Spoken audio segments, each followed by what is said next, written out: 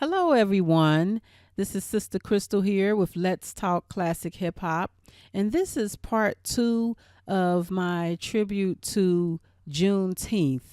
And this is entitled Artist in the Spirit of Juneteenth. And the reason I entitled it that is because I want to showcase some artists through the years that I feel that through their music and their artistry, they have embodied the sense of freedom and the sense of a consciousness and saying what you need to say in order to help fuel the consciousness of their listening audience. Not to just entertain, not to just make you dance, but you actually learn something too. And that's in the spirit of in which hip hop has grown and has evolved. Real quick, I'm kind of deviating here, but the spirit of hip hop is something that came out of nothing. Now, and in the coming weeks, I want to go back and do some history on hip hop as we know it today and how it evolved from where it came from up to what we have today. So that's a show I'd like to do sometime in the future, and I'm saying it out loud so that I can hold myself to it, and as a reminder that that is something that I do want to explore. But okay, so artist in the spirit of Juneteenth, and also I did part one, so go back with part one. But real quick review: Juneteenth started in 1865, which is 2 years after the signage of the Emancipation Proclamation, which was signed by our U.S. President Abraham Lincoln, which abolished chattel slavery.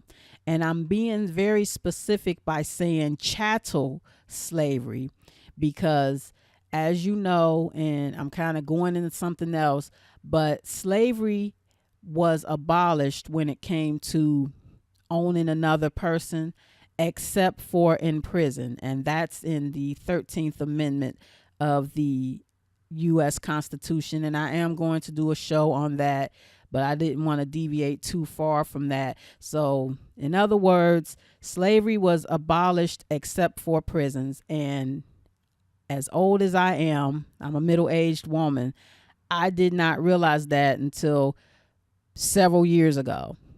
So all this time, myself as well as millions of others, we were always saying slavery was abolished, and it was. Slavery as we had known it was abolished, but then slavery was replaced with Jim Crow, sharecropping, and now it's the overcrowded prison industrial complex, which we are in today as of 2018, the over incarceration of certain people of ethnicity, the over incarceration of those of the African descent. And that's what we're going through now. So that's a new form of slavery or servitude because people who are incarcerated do lots of work. There are lots of companies that are getting paid with the prison labor. And it's keeping a lot of industries going nowadays. And that has to stop. And the only way that's going to stop is if there are forces and people who are really passionate and are committed to prison reform. But again, I did deviate from that. But that's also in the spirit of Juneteenth, of truly being free. Juneteenth, where our ancestors were not informed until 2 years later that they were actually free and were no longer required to be a slave under someone else's rule. So I want to get right to it of the artists that I think just check them out. And I am including a new artist on here too. So the first one is Public Enemy.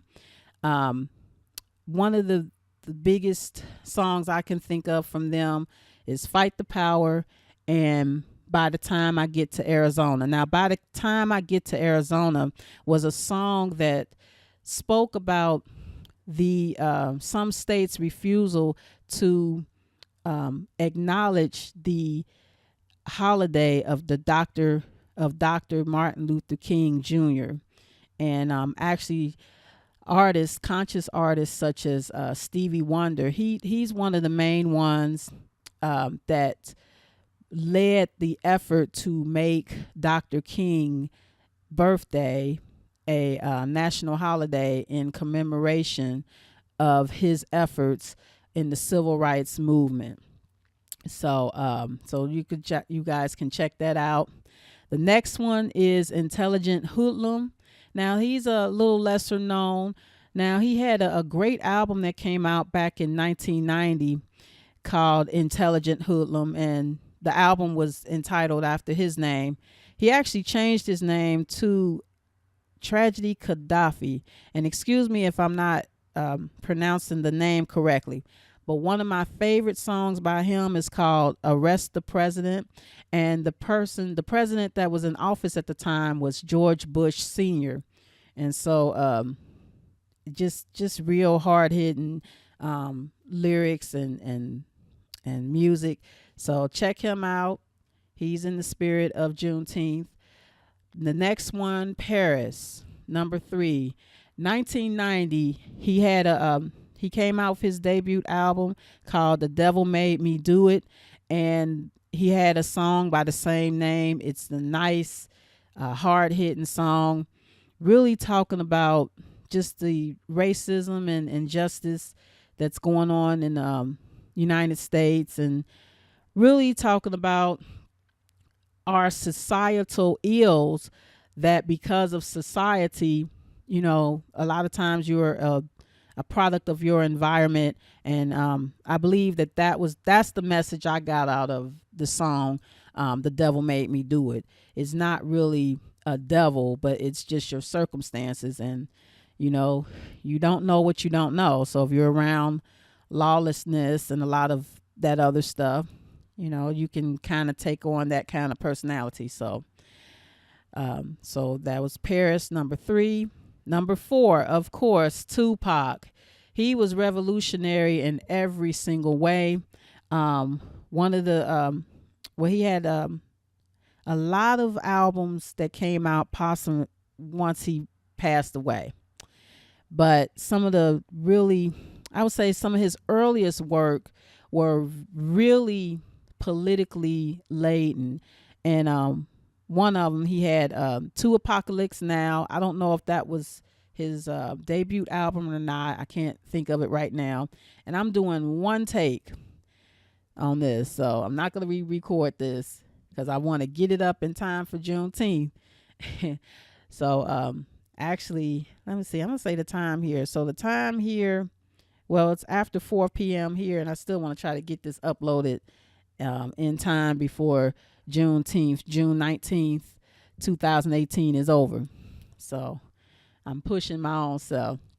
But he also had, it's a tape called Panther Power, The Lost Tapes, that these are a bunch of songs that he did in the spirit of the Black Panther Party. And this was in 89. I don't know if this was an official release or not, but if it's out there, check it out. I think that's one of his more rarer albums.